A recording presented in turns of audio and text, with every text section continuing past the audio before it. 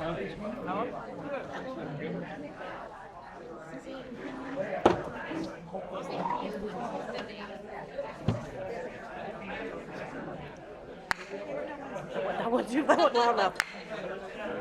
good evening, everybody. If I could get your attention, I'm going to call the meeting to order. I am Melinda McGee, President of Eastern Shore Republican Women. We're so excited to have you with us this evening. And I am going to turn things over to Mayor Brad Bass, Spanish Fork's mayor, to lead us in prayer. Thank you, Melinda. You bow your heads, please. Lord, thank you for this day. Thank you for everything you've given us. Thank you for this beautiful place we call home. Thank you for these folks that will be speaking here tonight and their passion to serve our community, both on the local level and state level. We lift up all of our first responders here, not just in the state, but Baldwin County and the Eastern Shore. Keep them safe as they serve us every day. Bless this food many of us have already eaten, but are going to eat tonight, to our bodies and our bodies to your service. In the name I pray. Amen. Amen. Okay, and now if everyone can point your attention to the flag up here, look up, and we are going to have retired Major General Mike Summerall, Vice Commander of American Legion Post 199, lead us in our pledge.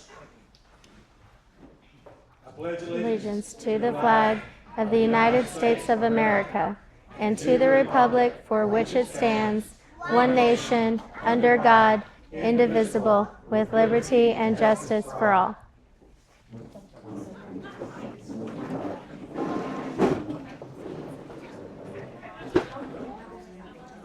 Okay, again, thanks everybody for being with us tonight. It's so encouraging to see such a great crowd come out and get to hear directly from your candidates. For our past couple of meetings, we have been conducting our meetings jointly with Baldwin County Young Republicans. So I wanted to introduce Cindy Carrillo so she can say a little bit to y'all about her club and how to get involved, how to let people know about it.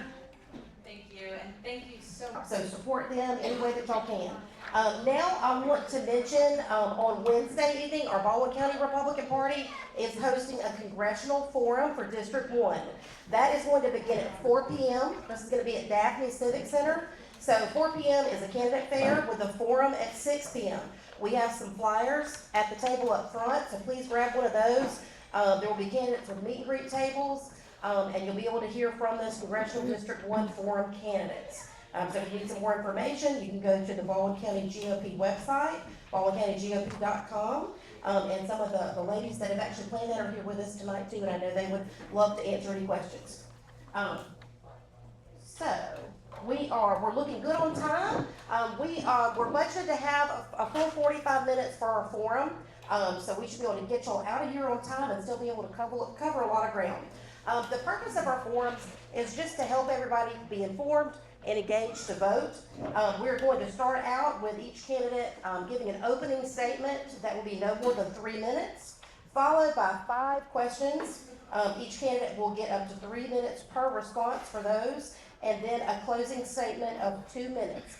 The candidates did not get the questions before the forum, but they did get the topics that we're going to cover this evening. So first I would like to just go ahead and introduce the candidates, and then we'll get going with their backgrounds and bios.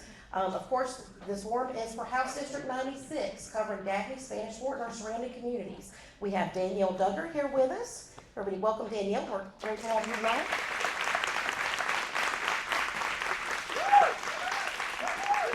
And Matt Simpson.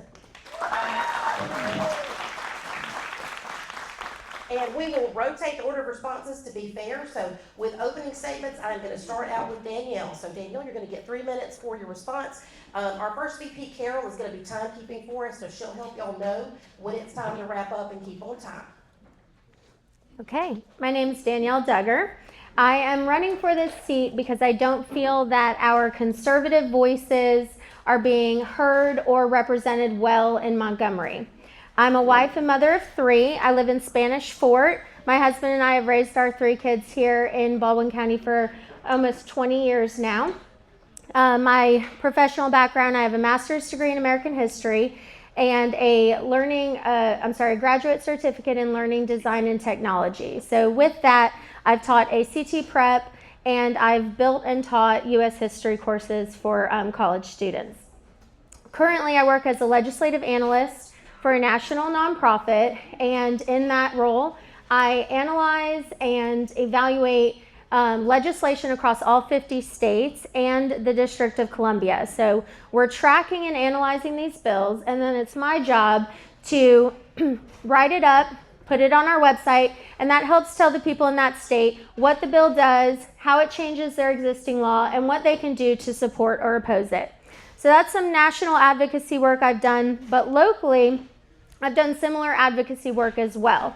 So for over 10 years now, I've been active in the community, working for issues like parental rights, medical freedom, Second Amendment rights, and keeping taxes low and cleaning up our state education standards.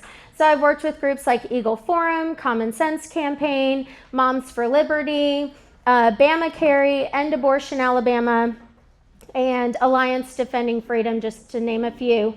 And I'm proud of my conservative record and reputation in this area for advocacy. I've also advocated, and I know you've heard a lot about this, especially from Common Sense Campaign, for the removal of Common Core from our state education standards. I think this would be a big benefit to our schools. I know our teachers are frustrated with it. Our students are struggling with it, and our parents are pulling their hair out trying to do this kind of homework. So we need to get back to the basics, our phonics, and our traditional math that got our astronauts to the moon. There's nothing wrong with old math. We need to go back to it. We can save the state millions, $95 million a year alone, just in removal of Common Core math. So these are some things I'm passionate about and I've advocated for. I hope to earn your vote on May 19th. And thank you for being here tonight.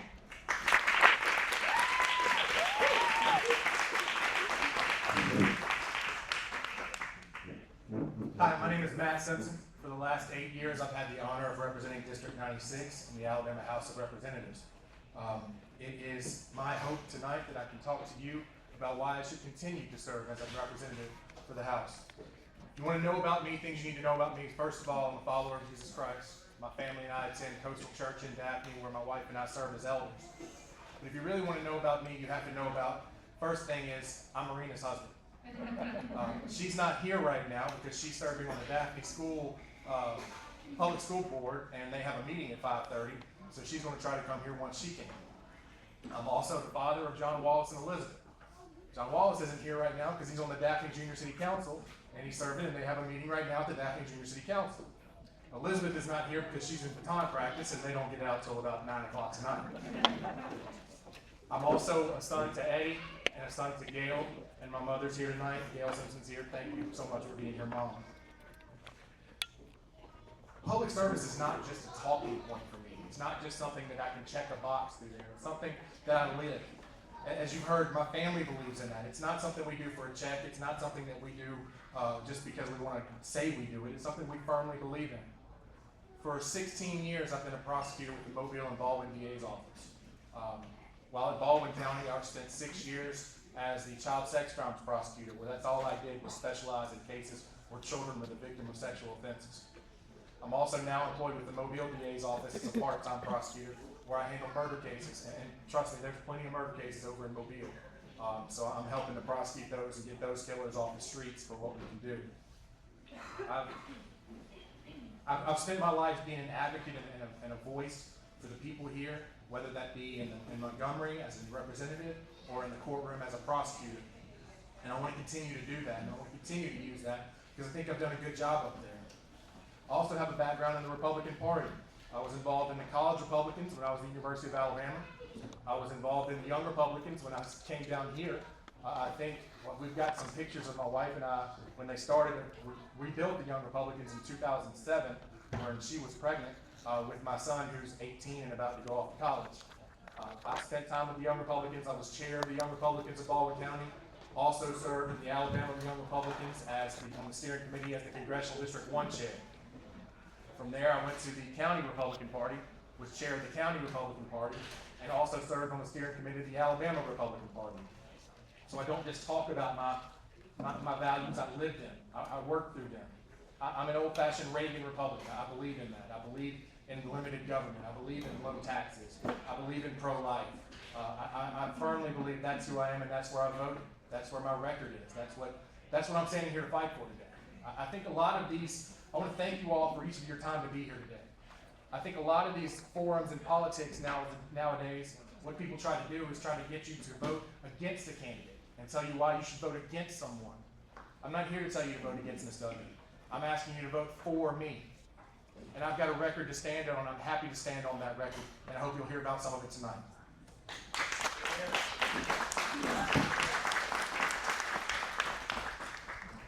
Our first topic that we will cover is economic growth and infrastructure in Baldwin County. Baldwin County is one of the fastest growing areas in Alabama, with significant residential development underway and increasing strain on major corridors like Highway 31 and I-10. This question will first go to Matt Simpson. How would you support infrastructure investment and work with state and local partners to address traffic congestion and ensure sustainable growth in Daphne, Spanish Fort, and surrounding communities? I think the key phrase that you use there is work with your locals. That's something I believe in. I believe that government is best from the bottom up. I believe we should take the ideas from the people that live closest to the problems so they know how to address them. So when it comes to some of the issues that we've been able to address and get infrastructure problems was widening 225. That was dangerous. We were able to get some money to widen 225 through there. We're also able to get some money to widen Highway 90 right at Mount A Baptist to 181. We were able to create a turn lane on Cordy Road in 181. Those ideas came from our locals. They came from our mayors. They came from our city council members because they said these are the problems that we need. My role is to come up and say, okay, my mayors and council members are taking their voice and they're saying this is what we need. How do I use that to advocate for them in Montgomery? So if it's time to go to John Cooper and Al Dodd and sit down with them and say, these are the projects we need, these are the projects we've worked on. We're growing fast, like you said, 19 people per day move to Baldwin County. 19 people a day move to Baldwin County. The secret is out. There's nothing we can do to lock the doors behind us. We have to prepare for them and we have to prepare smart. That's working with the county, that's working with the cities, and that's working on the statewide level. But I don't believe that I want Montgomery to come tell us what we need to do with our roads and how we need to manage growth. That's a local issue. I'm a state representative. I don't want to come down here and say, Mayor Bass, this is what you need in Spanish Fort, or Mayor Lejeune and Daphne, this is what we're telling you have to do. I don't believe in that form. I believe in listening. Commissioner McKenzie, tell me what you need as you go through this process. How can I help Baldwin County take our voice? We need more of Baldwin County's voice in Montgomery and less of Montgomery's voice in Baldwin County. And that's what I would do to work together with you. Yes, thank you. All right, so I'm going to repeat that question for Danielle Duggar, who will answer for us next. How would you support infrastructure investment and work with state and local partners to address traffic congestion and ensure sustainable growth in Daphne, Spanish Fort, and surrounding communities? Okay, thank you. So as I go door to door talking to voters, that's the one thing that's on everyone's mind. They talk about rapid growth and overdevelopment. People are upset, they're frustrated, our roads are congested, our schools are crowded. People want to see their tax dollars being better invested in our infrastructure. We were promised funding as a result of the 2019 Gas Tax Act, which my opponent voted for. The 2019 legislature voted for that. And yet we're being told that we have to put a toll on our bridge, that we don't have funding for all these road projects that we need done. We've got one north-south 4-lane corridor for hurricane evacuation. It seems like Baldwin County is paying out a lot of money to Montgomery. We have a lot of tourism. Like Melinda said, we are the fastest growing county in the state, and we have the 4th largest population. So we're sending, not to mention our tourism and our industry down here, we're sending a lot of money up to Montgomery, and often we get neglected. Our road projects are neglected while Montgomery chooses to spend, $2 billion on 7.7 miles of road to bypass Linden, Alabama. So we really need someone in Montgomery advocating for us for our road projects so that they get prioritized. And that so we can partner with our municipalities and our counties so we can get some of these projects done. We also need our federal representatives to come through for us and advocate for these projects. Some of these should be federally matched projects like our I-10 Bayway or, State Road 45 that comes down into Alabama. It starts all the way up, US Road 45 starts all the way up in Illinois. It's 4-laned all the way until you get to the Alabama-Mississippi line. So we've got to prioritize funding for our projects here so we're not just the cash cow, but we're also taken care of adequately. But to grow our economy, we need better roads and we need good schools. And we need to be small business friendly. We have over 100 pages here from the Department of Revenue of 200 occupational licensing requirements for the state of Alabama.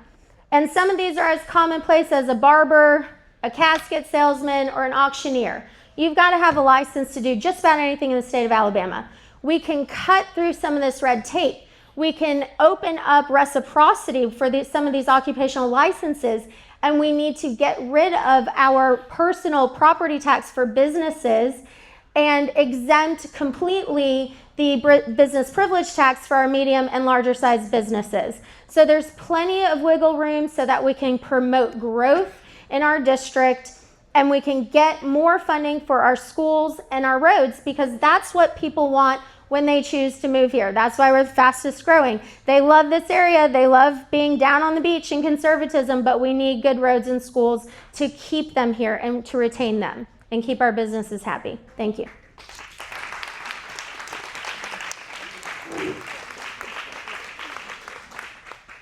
In our guidelines, the candidates are advised that they are to focus on their own ideas, goals, and vision.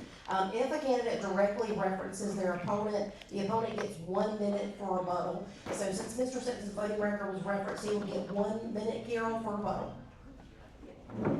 I completely agree with my opponent in the fact that she's saying we need someone to advocate for us in Baldwin County to make sure we get our return on what our investment. That's why I'm very happy to tell you guys that Baldwin County has received more money than any other county throughout the state on the Rebuild Alabama Act.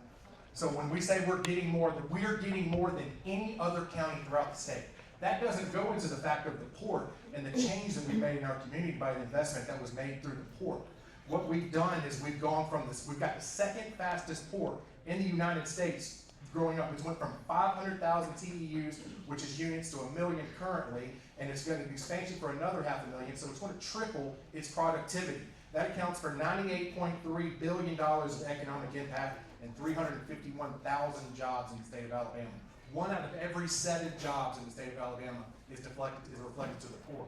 So when you talk about what's Airbus doing, what's Austal doing, what's Novellis doing, why are these areas coming down here? It's because we invested in our port. So we're getting our money on the front end by having monies being spent in Baldwin County. And I don't know where you're driving where you don't see orange cones in Baldwin County, but that's a new place for me. I see where we are. And I'm telling you, there's still more to be done, but we fought for our fair share, and I'm happy to say we've got our fair share.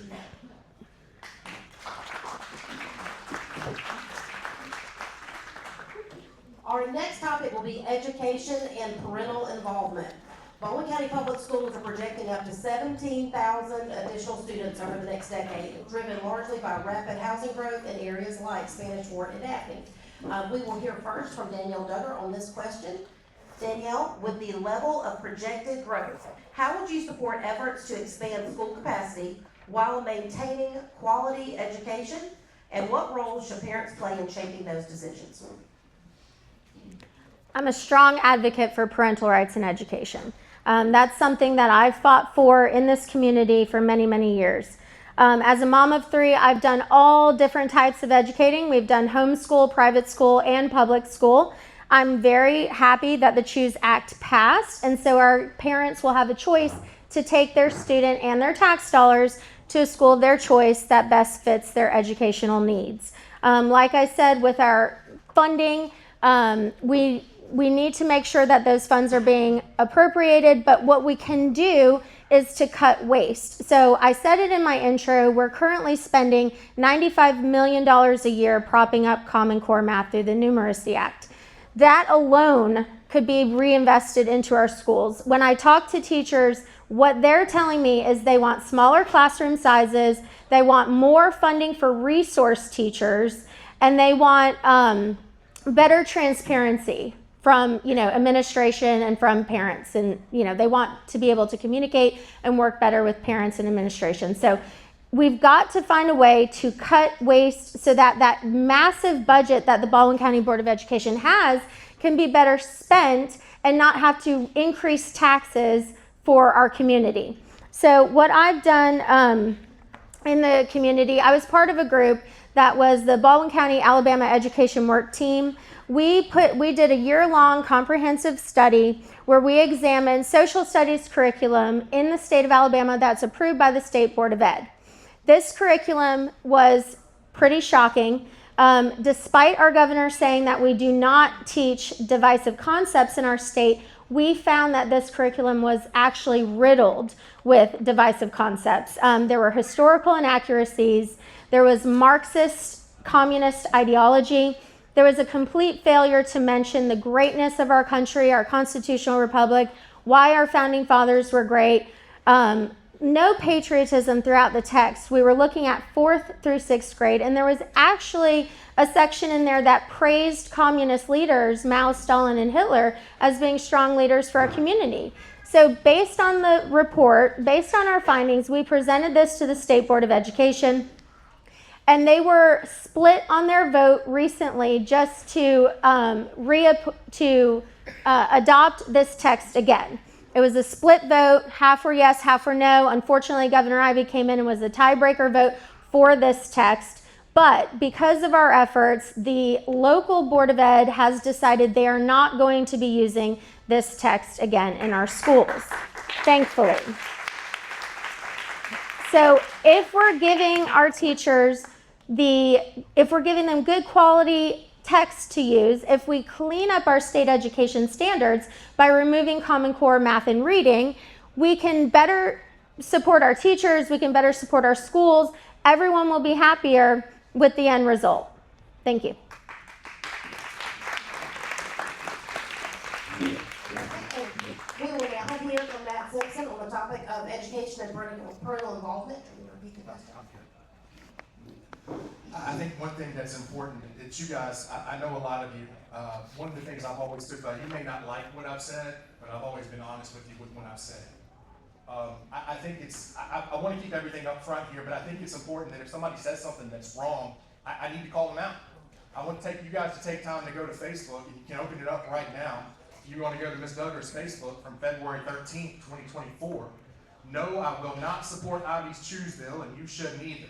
This is a pathetic attempt at school choice in Alabama. This is a strings-attached bill that requires standardized texting, approved curricular vendors, and narrowed accreditation requirements for curricular private school tuition. This provides the illusion of school choice while allowing your state control of your school tax dollars. Call your representative and senator and ask them to oppose this bill. So when she says she supported that bill, that's not true. That's when she's telling people to call us and tell us no. I'm happy to stand with the Republican women, of the Eastern Shore Republican women, the Republican women throughout this state that said school choice is important to us and this Choose Act is important to us to pass. I've stood for this. I've stood for this through here. The Choose Act is important for you guys to understand what that is.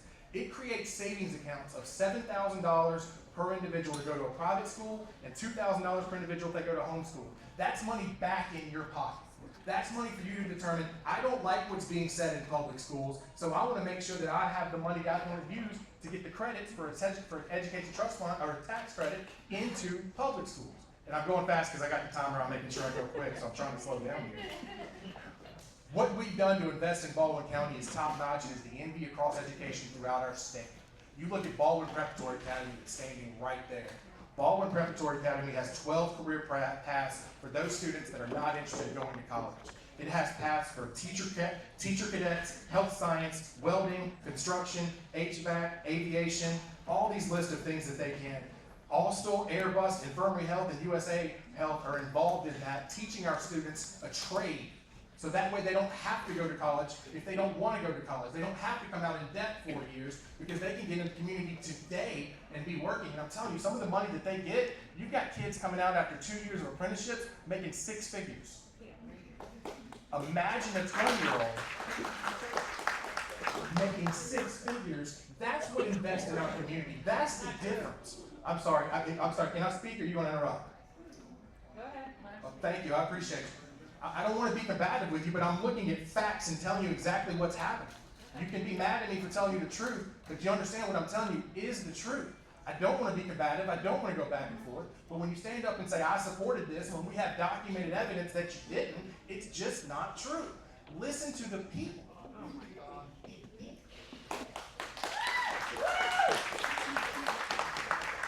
Okay, and Carol, Ms. Duggar's gonna get 1 minute for rebuttal.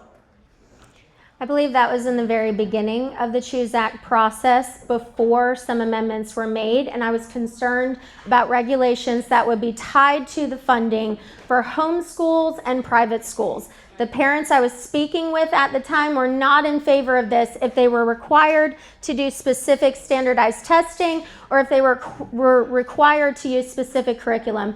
So at the time, I wasn't in favor of it, and neither were most of the parents in private schools and homeschoolers that I spoke with. That's where that social media thing came from. But I'm happy that it passed in the format that it did pass, that we don't have a lot of strings attached. And as your representative in Montgomery, that will be one of my top priorities is to make sure that we don't pass any additional strings attached for that money, because we don't want to have a situation where schools are dependent on these funds like private schools or homeschoolers are dependent on it, and then all of a sudden we flip the script and we require them to do things that they don't want to do. So that was my apprehension in the beginning, and I'm glad he mentioned that so that I could clear that up. Thank you.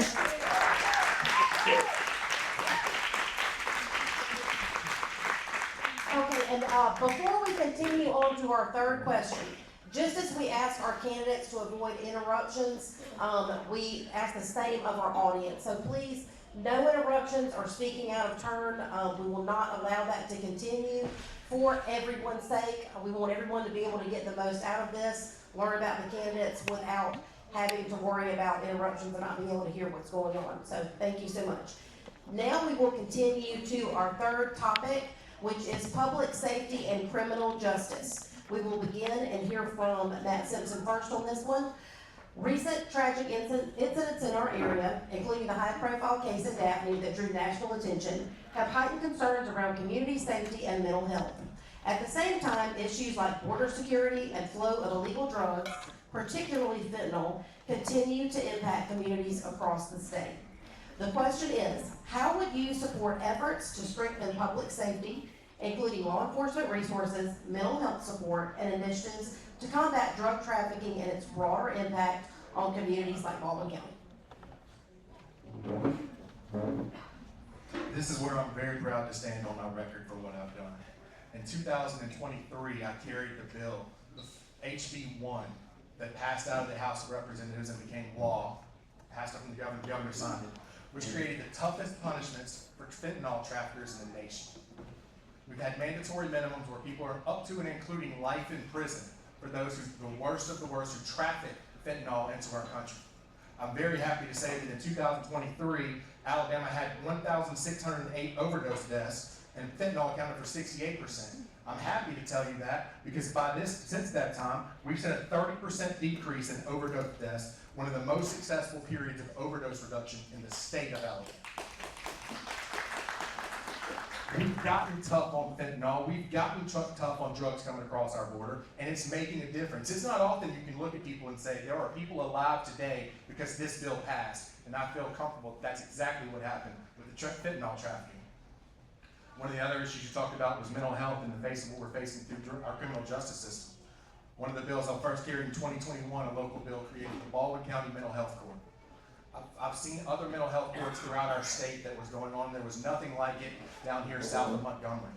So we used what was going on in Birmingham, we used what was going on in different areas, talked to people from Miami, which is where mental health court was created. The idea behind mental health court is to get people before they commit violent offenses. A lot of people are going through episodes and they self-medicate, so they get on drugs, And then at that point, once they get on drugs, they spiral, and that spiral begins. And that spiral starts with, okay, I'm gonna steal money so that way I can get our money back to pay for drugs. And that spiral continues to go, now I'm going to commit a theft that becomes a robbery, that becomes a murder because they're trying to get money for drugs. What we created with this mental health court was to give people access to care that they did not have. Access to specialists that can give them the medicine that they needed, the counseling that they needed. And this is based on when they start off small with these small crimes. Now, once you commit a violent offense, there's no hope for you there. Then you should be punished as hard as you can. But if you've committed these small, petty offenses, that's what mental health court is for, to get people out of that spiral. As far as some of the more high-profile stuff that we've done, I'm happy to stand with law enforcement through here. I've created the Child Predator Death Penalty Act. For those who rape, sodomize, or sexual torture children under the age of 12 are now eligible for the death penalty in Alabama when that law goes into effect, and we passed that this year. That's a bill that I drafted, carried, and fought for. On top of that, we have more judges in Baldwin County to help the flow. We created positions for 2 new circuit judges and 1 new district judge in Baldwin County, so that way people have access to the courts. Justice delayed is justice denied. So we've been able to give more judges down here, which is something Kyle and Jeremiah, you guys can know, how long have they been asking for judges down here? We've also been able to have court being held in Foley and Fairhope. We created a local bill to do that, so there's more courtrooms available for easier access for the public to get to. So we're taking this challenge on, and we're making significant strides through it. And now we'll hear from Danielle Duggar. Danielle, would you like me to repeat that question? That's okay. Thank you. All right. I am so thankful to live here in the Eastern Shore where we have a safe, family-friendly community. I thank our law enforcement officers and our first responders for that. It's a feat. We have a lot of people. We're a growing county, so I'm very thankful that we have a family-friendly environment.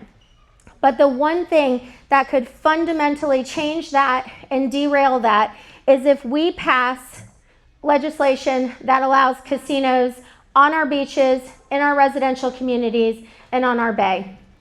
That right there will drastically increase our drug trafficking, sex trafficking, and overall crime. We will become a hub for drug use. These predatory gambling interests, these corporations, their business model doesn't work unless at least 50 to 60% of their customers are in active addiction. They prey on poverty, they prey on addiction, and that would fundamentally change the character of our community. A yes vote on gambling would do just that. All of the, progress that we've made in public health and public safety is going to be wasted if we end up with a casino in our backyard. So I have the support of our Alabama farmers, our local farmers group. They are grassroots, conservative folks who do not want to see casinos coming to this area. That's why I have earned their endorsement in this race. We have currently $26 million worth of dark, out-of-state gambling money that is coming into our state. I don't know if any of you guys have seen these flyers, but these are coming in my race by the truckload. We've had, I don't know the exact dollar amount because the group who's doing this, the American Conservative Fund, are anything but conservative. They are fully funded by DraftKings.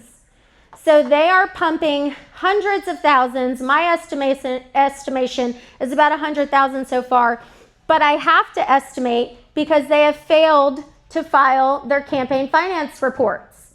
So this is dark, out of state, potentially illegitimate money being funneled into the state of Alabama to buy our legislature.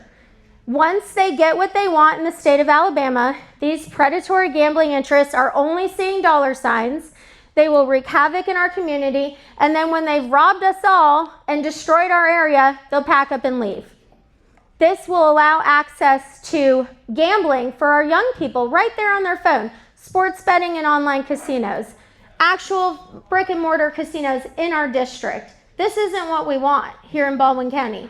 I will be an absolute no vote on predatory casinos in our district. And I just want to make it clear, if you see these from the American Conservative Fund, I want you to know they are anything but conservative. This is the gambling lobby that is attempting to purchase our legislature. Thank you.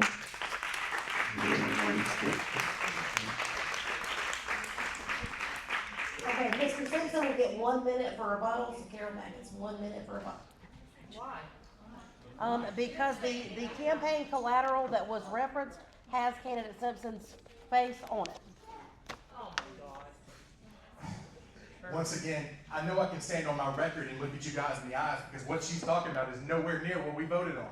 It's important to not change the truth and spin it around to what you think it is. I'm asking you all to look at the bills and read the bills. The gambling that she's talking about, I fought and led the charge, and I tell you, ask Frances Holt Jones and ask Jennifer Fiddler, I made sure it did not come to Baldwin County. We thought that it wouldn't be in those neighborhoods to come here. But you voted yes on it. It says, okay, so specifically, I would like more time to do this because what I'm going to do is we're going to talk facts, and I'm going to let you guys facts here. If you go to the bill, which is HB 152, page 35, line 973, it can only be allowed in these counties: Greene County, Jefferson County, Macon County, Mobile County, Houston County, Lowndes County, and one in Northeast Alabama, and then one in Atmore, Wetumpka, and Montgomery. Those are the only places those casinos will be. The second thing I want to point out is I'm not pro-gaming. I'm not telling you I'm pro-gambling. I am pro-allowing the people to vote. Under the Constitution of Alabama, that is the only issue that people are entitled to vote on. I'm not telling you go vote yes on gambling. I'm saying I want the people of Alabama to make that decision, not powers in Montgomery that want to keep it to themselves. Vote how you want to. I'm going to vote no when it comes on the ballot, but it is not pro-gaming. It's pro the people making the decision and not politicians.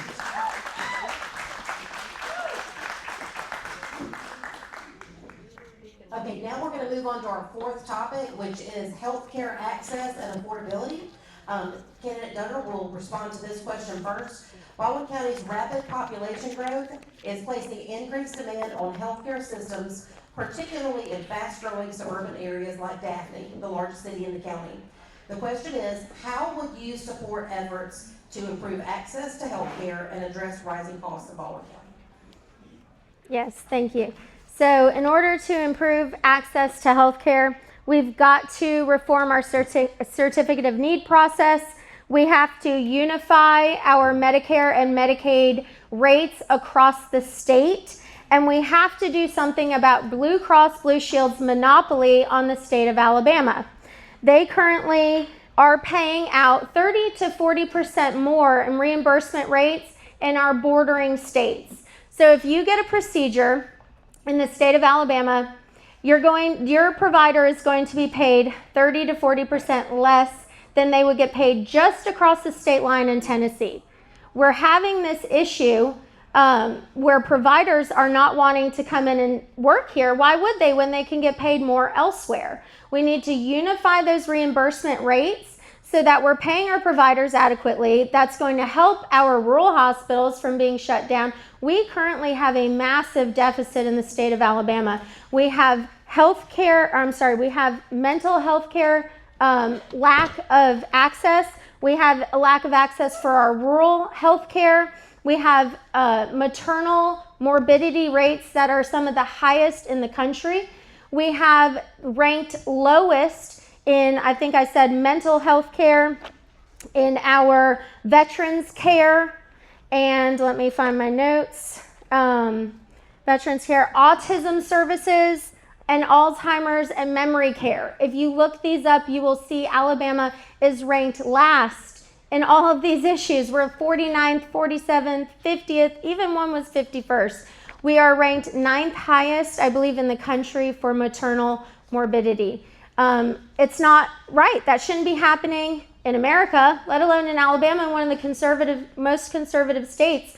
Why are we not funding our healthcare? Why are we allowing Blue Cross Blue Shield to hold a monopoly that's increasing the cost of healthcare for everyone, and it's decreasing reimbursements for our providers? So if we can figure out a way to revise this process, revise or abolish completely the certificate of need process so we can have open market, free market competition that's going to bring in better providers, better healthcare systems. We need to allow our veteran services to serve our veterans rather than taking it over and having governor-appointed bureaucrats in charge of where the veterans get their care and where the money's going.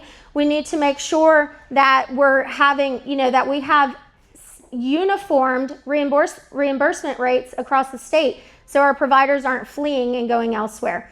MAHA, like President Trump and Kennedy have discussed, MAHA starts at home. We've got to make sure that we have access to good health care, clean water, healthy food. The state can partner with our local farmers to help provide that in our public schools. Time's up. And it also includes individual choice. As the state of Alabama, we have to respect individuals' healthcare choices without interference from the state.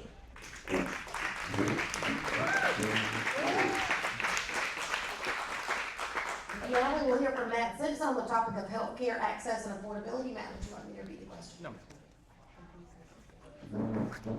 We are affected by rural healthcare. Since 2011, at least 6 hospitals in Alabama have closed as a result of the funding issues that we have. Of the 52 hospitals that we have remaining, 20, which is roughly half, are considered being at risk of closure. We've tried to make efforts to address these issues in the state. I'm very happy that we passed the Rural Hospital Investment Act, which creates a 100% dollar-for-dollar tax credit to individuals and corporations for donations to rural hospitals to allow that. We've got that funded up to $20 million for 2026 and $30 million by 2028. We've increased that to allow people to invest in their rural hospitals. We've also increased the attraction of doctors to rural hospitals to come here. We've spent $10 million to cover the full cost tuition fees of 4 years of medical school for those who make a promise to stay and abide by rural hospitals and live in rural hospitals. And that program has worked because 95% of those recipients that stay here stay in those rural hospitals. So we've invested on the front end to give tax credits. Do we still have a way to go? Absolutely we have ways to go. And I agree, there was a monopoly by Blue Cross Blue Shield. That's why I voted, and that's why the legislature passed to allow Alpha to create their own insurance program to come through here, to allow more people to have access to care. What she's describing is exactly right. That's stuff that the legislature has done. That's what I'm happy to vote for. That's why I'm standing here today to tell you about my record through here. Part of the reason, one of the issues we've got here, when we're talking health, we've got to talk mental health in this state. We've got to talk to make sure we've addressed it. This was really neglected back in the previous administrations. You guys remember Searcy Hospital in North Mobile County, where they closed all these mental health facilities through here? We fought to turn the tide, to change it. Now, there's a long way to go, but we have changed to where now mental health is the #4 recipient of money from our budget through here. #4 for mental health through this process. I'm excited to stand for what I believe to help with mental health while also standing on conservative principles. I fought from day one to make sure that Medicaid is not expanded. Medicaid is roughly 1/3 of our budget of our general fund right now. It accounts to of our $3.7 billion general fund. It's $1.18 billion, which is roughly 1/3 of our general fund goes to Medicaid. And people are asking to expand it now. That's not conservative. That's not conservative to have people that are of working age, of working body, to be able to say, we're going to pay for you. No, get out, get a job, and help pay for some of these things. Go through there. But we need to make healthcare accessible and affordable. That's why we create the competition, to allow competition so Blue Cross Blue Shield can't just say this is what it is and this is what you have to pay. That's why I'm very happy to stood with Alpha and stood with the farmers as they created theirs, to give people the option. I'm a firm believer in competition. Competition produces results in the market. You let them have a free market, you let them work out, let people make those decisions, and I'm glad we gave people options and choices to choose from in the state of Alabama.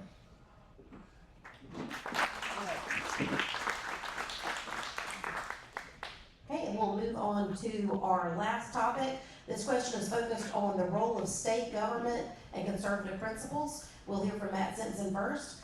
As Baldwin County continues to lead the state in growth, decisions at the state level increasingly impact local planning, development, and quality of life. The question is, how do you define the appropriate role of state government, and how would you support policies that balance growth, protect local control, and preserve individual freedoms. Again, back to my philosophy of what is local is best. When we go through and I'm talking to the mayors, and I'm talking to city council members, and I'm asking them what's important to them, how are they going to spend their Go Mesa funds? So the city of Daphne, as you look right down here, has an amphitheater that we were able to get $7.2 million of state funds for the city of Daphne to have an amphitheater through here. There's $4 million for the city of Daphne for a rec center to come through here. My job is just to be an advocate. It's to work with the counties, it's to work with the cities. Spanish Fort has the Causeway Master Plan. I worked with Mayor McMillan. I saw Mayor McMillan here earlier. Working with Mayor Bass on what they've got to come through, the programs that they're working through, to try to figure out how we can make sure that we get access to this money. I would love it if they would stop taking the tax dollars through this money, but if they're taking the tax dollars, I'm going to do everything I can to fight to make sure that money is spent back here in Baldwin County, right here in District 96. Right here when I'm telling you that we need to go through the transportation projects that we're already getting more than anybody else. But it's a collaborative process. It's when Mayor Bass calls me and says, Dr. Barry Booth wants to rename 225 American Patriots Way. We get all the county commissioners, a lot of the legislators, we get city council members, and they come to a room and say, hey, let's get this done. And I'm grateful that the county commission is working on that. I'm grateful that Mayor Bass took the lead on that. Dr. Booth was here earlier today. You may have saw him as you walked in. I'm glad that they were able to do this to support our veterans by naming this American Patriots Way. But I tell you this because that's what I believe in the process working. That's how it should work. We come together from a local telling us, hey, I need help here. Hey, we need problems here. It's listening. It's listening to the people. It's listening to the constituents. It's listening when the veterans come and say, hey, this is bad for us. Can you vote against this bill? And say, I don't know everything about all these issues. There are 1,000 bills that are filed every year. I'm not an expert on 1,000 issues. But what I am good at is listening to what the people say. So when the people say, this is bad, vote against this, I'm voting against that bill that came through, that Governor Riley pushed for that veterans reform, because I listened to what the veterans had to say. When the Stockton Solar Farm people came up and said, we need somebody up there fighting for us, I'm listening to help file bills to stop that. Now, were we successful? No, but the fight continues. And I'm happy that the county is working on this process, because we're working as a collaborative manner to try to get this done, to listen to the people. I'm happy that I stood up for the public service that voted against the Public Service Commission bill, because the people reached out and said, that's not what we want. We want to be able to vote on this, and we want to be able to vote on it now. My job in the legislature is just it's listen. It's listen, collaborate, and advocate. Those are the three things that I'm supposed to do. And that's what I'm trying to do for the constituents every day through here. Every day that I get up through here. One of the last things that I'm very pleased about, and not a lot of people know this because it just came out, but Francis Holt Jones, Representative Fiddler, Representative Givens, who's not here tonight, we fought to make sure that our district was represented. And I'm very happy to announce that $2.75 million from this budget is going to Blakely State Park for an Imagination Center. We're furnishing it. We're fighting for dollars to come back to our district. We're fighting to make a difference, and that's working together as a collaborative process to say, y'all tell me what I'm supposed to do to help you.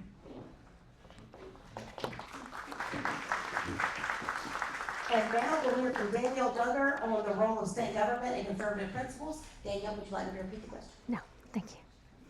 Okay, the role of state government is to leave people alone. The role of all government is to protect our God-given rights. These rights are not afforded to us by our government. They are given to us by our Creator, and the role of government is to protect and preserve those rights. So let's talk about some of these rights. We have our right to the Second Amendment, right? Our right to keep and bear arms without infringement. The Constitution is very clear on that one. My opponent voted twice just in 2025 to infringe those rights, SB 116 and SB 119. We have a right to personal autonomy and medical freedom and informed consent. I don't believe that the government should tell you that you should take a vaccine in order to access public spaces, to educate yourself or your children, to have certain types of jobs, to travel, to work in the military. I believe every individual has the right to informed consent, which means you have the right to refuse said medical procedure, including vaccines, without harassment, coercion, or penalty.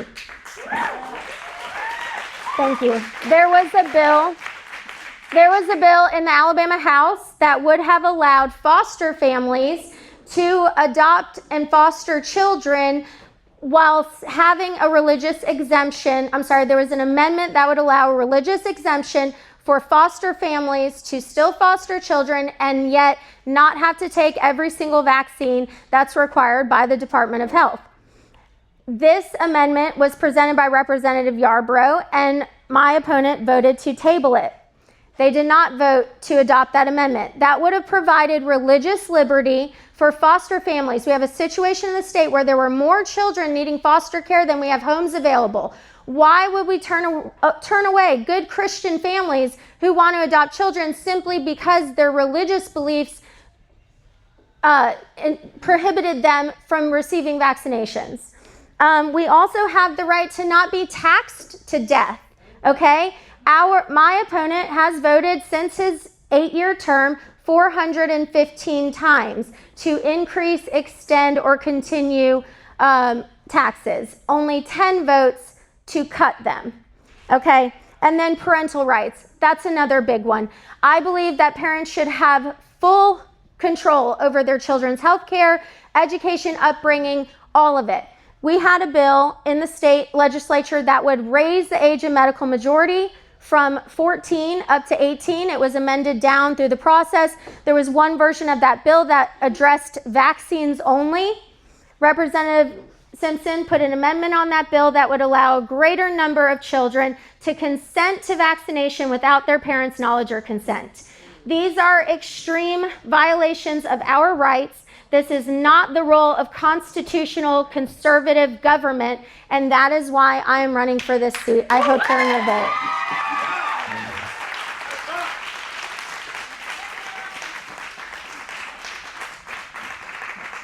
Mr. Simpson gets 1 minute for rebuttal, again, because his voting record was referenced. Carol, Matt gets 1 minute. Once again, the truth matters, and it's not about spin. In 2019, we voted for the toughest abortion law in the country. As part of that, we have a responsibility to mothers to allow them to have options to go forward. That bill that she's discussing about adoptions and foster care was to expedite the process for people to get adoptions for our children and foster care through our children. We changed the laws. That had nothing to do with vaccines. It wasn't about vaccines. And as a matter of fact, on that bill, on page 57, line 1584, the Department of Human Resources shall provide by rule the process through which an individual seeking to participate in foster care or adoption may apply for an exemption for any vaccination requirement. We listened to this. I'm telling you, what matters is in the bill, especially if you have a representative who's telling you, oh, I'm a legislative analyst, who's not reading bills and not paying attention to what happens. It's not just the synopsis. It's not just the first 3 words of a bill. It's about what's deep in the heart of the bill. I'm happy to work on the adoption committee that drafted that bill to make sure that adoptions and foster parents have easier access so more kids can be adopted through here today. Do I get a rebuttal? He mentioned me, and I'd like to set the record straight on that bill, on that vote. He's being a little bit disingenuous. The bill did not address vaccines. The Senate version did adopt that amendment that related to vaccine exemptions. That was not on the House version when Representative Yarbrough put the amendment on it that Simpson voted to table. I have read and analyzed over 600 pieces of legislation just in the past 2 years, over 3,000 pages of legislation, line by line. I'm not making this up. This is my day job. This is what I do. And everything I've said here tonight is factual. You can see all of this. Come to me. I'll give you the bill links, or you can go to mattsimpsonvotingrecord.com.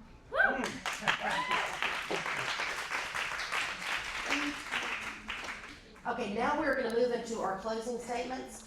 So each candidate will get 2 minutes for closing. We will begin with Daniel Duggar. Thank you, guys. I just wanted to make sure that the truth was told, that my voice was heard. I didn't mean to get a little controversial, but I think it's really important that we talk about these issues because we are the great state of Alabama where we dare defend our rights. But if we have a legislature that is failing to defend those rights, we need a new motto. What good is it if we've got a whole bunch of conservatives here, a whole bunch of Republicans, but our legislature is voting like they're Democrats? As a legislative analyst, I track these bills in all 50 states, and I can tell you, our legislation in the state of Alabama is watered down. It often doesn't have teeth meaning penalties. It's often, we start with something great and then it gets amended and amended and amended until we're left with a watered down piece of baloney. This isn't happening in blue states. In blue states, we have strong Republican legislation that has teeth, that actually makes changes, that does what the people want it to do. This is what I've seen throughout my time working as a legislative analyst. I can see what's happening in the other states. Florida gets it right a lot of the time. They're doing a great job. They passed comprehensive COVID-19 vaccine anti-discrimination laws that cover every sector of code. We're talking housing, labor, public spaces, education, employment, all of it. Now they're trying to work to revise it to make it specific, to make it non-COVID-19 specific, to apply to all vaccines. But they're passing good bills in some of these other red states, and we're not.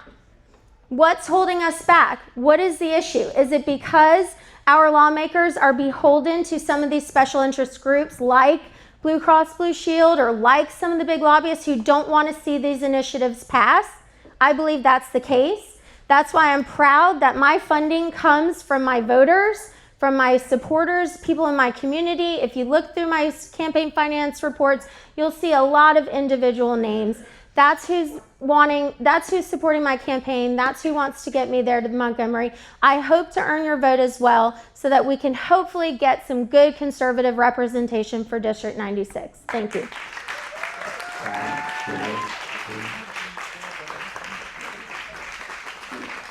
And we'll finish with closing remarks from Matt Simpson. One of the biggest issues when you talk to people in our country today is affordability. The dollar's not going as long as it used to go. They're spending money left and right in Washington, D.C., and our people are responsible to have to pay for it, and that's tough on our people.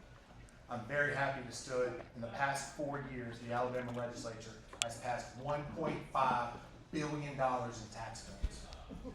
1.5 billion with a B, tax cuts that's back in your pocket.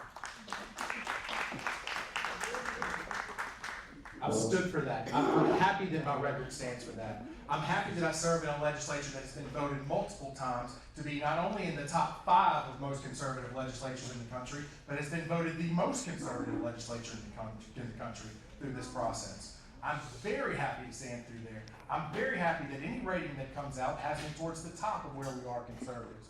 But I'm not asking you to take my word for it. I'm asking you to listen to what's going on. Read the bills.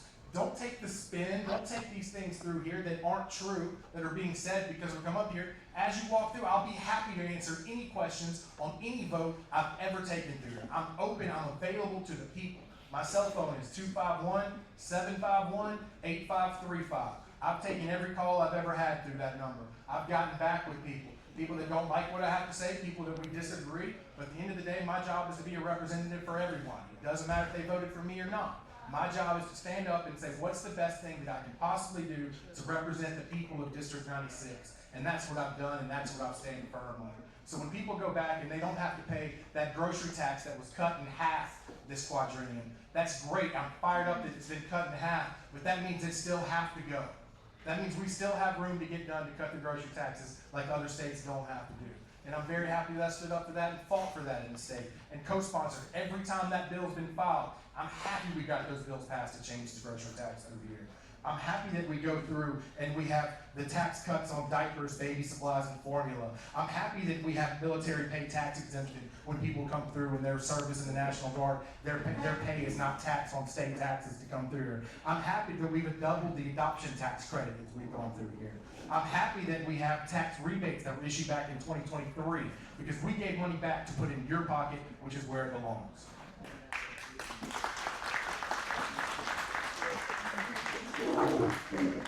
All right. I want to say thank you to both of the candidates for being willing to come out and share their views with us. Very quickly, if you are a candidate in another race, House District 96 is very important to Daphne Spanish Court and our entire state. We've got a lot of other different races on the ballot. So please stand up if you're running for another office. I want you to have an opportunity. We have some new faces here tonight. Bill, introduce yourself.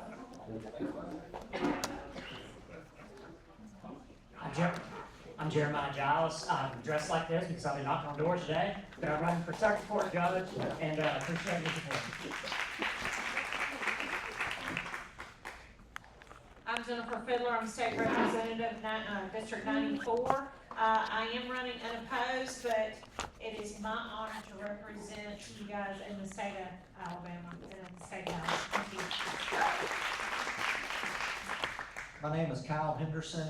I'm running for County Commissioner in District 2 in Baldwin County. I would greatly appreciate your support on May 19th. Thank you. I'm Matt